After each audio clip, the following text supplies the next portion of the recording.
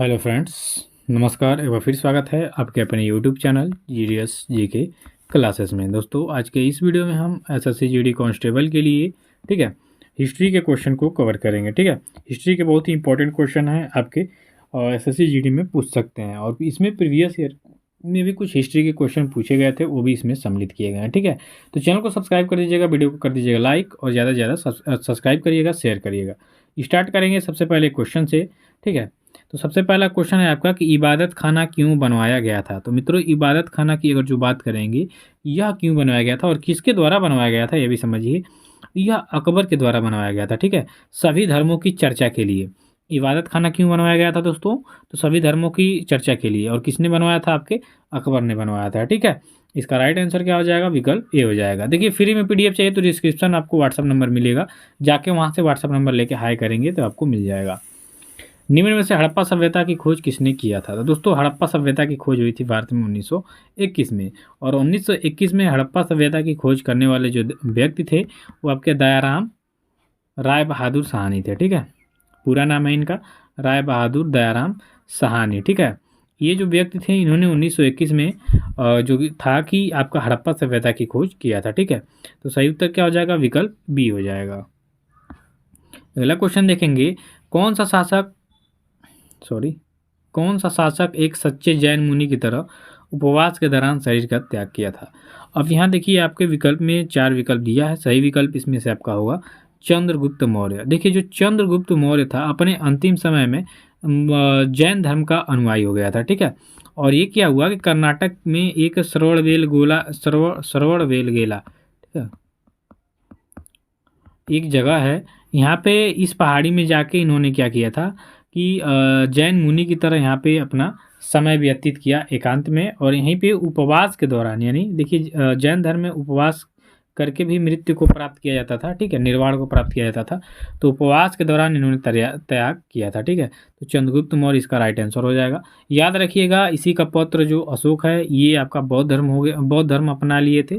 ठीक है, लेकिन जो चंद्रगुप्त मौर्य हैं ये क्या थे, जैन धर्म से संबंधित थे। अगला क्वेश्चन देखेंगे, तराइन का प्रथम युद्ध 1191 ईस्वी में किसके बीच लड़ा गया था।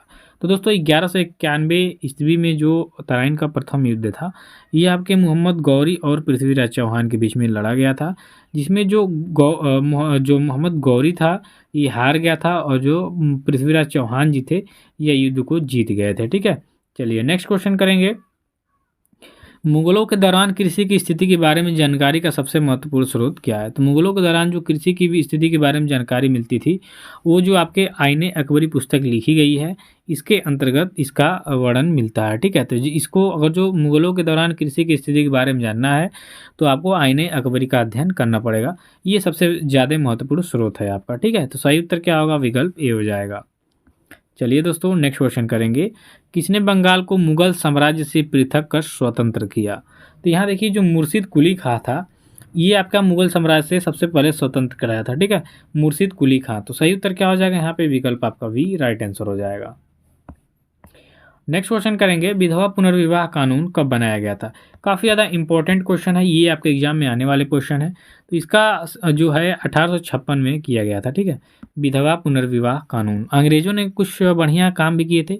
देखिए, इससे पहले क्या था, भारत में विधवा तो होते ही नहीं थे, सीधे जब पति मरता था तो जो पत्नी होती थी उसको क्या किया जाता था, उसी के साथ जला दिया जाता था। ठीक है, सती प्रथा का यहाँ उल्लेख आप जानते ही हैं। सती प्रथा से सभी लोग वाकिफ होंगे कि जब पति मरता था तो साथ ही में उसके चिता के साथ ये जो पत्नी होती थी उनको जला दिया जाता था। तो सोच लीजिए कैसा विहंग दृश्य होता था। ठीक है, जिंदा जलाना। तो अंग्रेजों ने इसका विरोध किया था, साथ में साथ राजा राम मोहन राय ने भी इसका बहुत विरोध किया इसके साथ, इसीलिए भारत में विधवा पुनर्विवाह कानून आया। ठीक है, विधवा पुनर्विवाह मतलब यहाँ सीधा समझ रहे हैं कि विधवा जो हो जाएगी उसका दोबारा शादी। चलिए अगला क्वेश्चन देखेंगे, अंग्रेजों ने कब फूट डालो और शासन करो की नीति अपनाई थी। देखिए, 1858 के बाद जो 1857 की जो प्रथम क्रांति हुई थी, इसी के समय, इसी के दौरान ये फूट डालो और राज करो की नीति जो है अपनाई गई थी। ठीक है, तो 1858 के बाद इसका राइट आंसर हो जाएगा, क्योंकि 1858 के बाद भारत में जो प्रथम स्वतंत्रता संग्राम था इसको पूर्ण रूप से दबा दिया गया था। ठीक है, तो उसके बाद अंग्रेजों ने यह नीति अपना ली थी, फूट डालो और शासन करो। नेक्स्ट क्वेश्चन देखेंगे, खानवा का युद्ध किस वर्ष लड़ा गया था। दोस्तों खानवा के युद्ध की बात करेंगे तो यह 1527 ईस्वी में लड़ा गया था। अब किसके बीच में लड़ा गया था ये भी जान लीजिए, तो बाबर और राणा सांगा के बीच, ठीक है। वही राणा सांगा महाराणा प्रताप के वंशज हैं, सॉरी उनके पूर्वज हैं, ठीक है। खानवा का युद्ध लड़ा गया आपके 1527 ईस्वी में। सही उत्तर हो जाएगा विकल्प ए। इसमें बाबर विजयी हुआ और राणा सांगा की हार हुई। चलिए नेक्स्ट क्वेश्चन करेंगे, कितने वर्षों तक इंग्लैंड में गृह युद्ध चला था। ये काफ़ी ज़्यादा इंपॉर्टेंट क्वेश्चन है, एग्जाम में कई बार आया है। तो देखिए 7 वर्ष चला था इंग्लैंड में गृह युद्ध, ठीक है। कितने वर्ष? 7 वर्ष। सही उत्तर क्या हो जाएगा? विकल्प बी हो जाएगा कि 7 वर्ष इंग्लैंड में गृह युद्ध चला था। अगला क्वेश्चन यहाँ देखिए, आर्य भारत में किस एशिया से आए थे। ये भी इंपॉर्टेंट क्वेश्चन है आपके लिए। तो देखिए केंद्रीय या जो मध्य एशिया है, ठीक है, वहाँ से आपके जो आर्य है भारत में प्रवेश किए थे, ठीक है।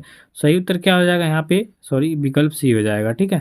चलिए अगला क्वेश्चन है, रामायण एवं महाभारत की रचना किस अवधि में हुई थी, ठीक है। तो अवधि की यहाँ पे बात करेंगे तो आर्य अवधि में हुई थी, ठीक है।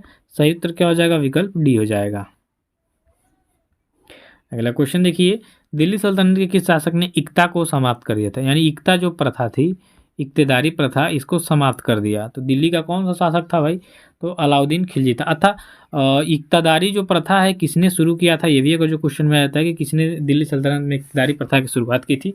तो याद रखिएगा वह व्यक्ति है आपका इल्तुतमिश, ठीक है। इल्तुतमिश ने इसको शुरू किया था और अलाउद्दीन खिलजी ने इसको ख़त्म कर दिया, याद रखिएगा। अगला क्वेश्चन देखेंगे, किसने गुप्त साम्राज्य की स्थापना किया था। देखिए भारत का स्वर्ण युग कहा जाता है गुप्त काल को, ठीक है। ये जो आपका गुप्त काल है या भारत का स्वर्ण काल इसको कहा जाता है, ठीक है। और गुप्त जो साम्राज्य की स्थापना है उसे श्रीगुप्त ने किया था, ठीक है। और जो चंद्रगुप्त विक्रमादित्य यानी चंद्रगुप्त प्रथम थे, इनके शासनकाल में ये गुप्त वंश अपने चरम सीमा पे आया था। उसके बाद उन्नति करता गया, ठीक है। चलिए अगला क्वेश्चन देखेंगे कि पानीपत की दूसरी लड़ाई जो 1556 में हुई थी किनके बीच हुई थी। तो 1556 में पानीपत की दूसरी लड़ाई हुई थी, याद रखिएगा। और ये हुई थी आपके अकबर और हेमू के बीच। हेमू जो था ये दिल्ली का पहला ऐसा सुल्तान था जो हिंदू था, अंतिम ऐसा सुल्तान था जो हिंदू था।